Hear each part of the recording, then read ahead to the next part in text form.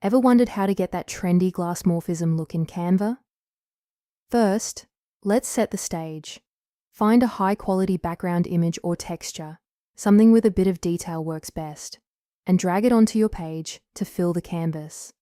Next, go to Elements and add a rectangle shape. Adjust the color to match the general tone of your background.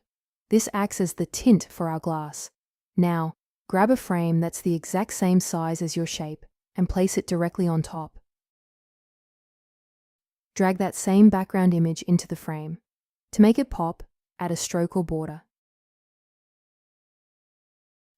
Now for the glass part. Head to Edit Image, find the Blur tool, and increase the intensity.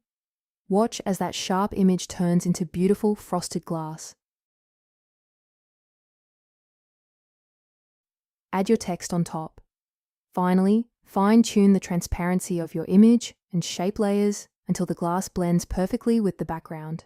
And there you have it, a professional glass effect in just a few clicks. If you enjoyed this tutorial, hit subscribe for more design tips.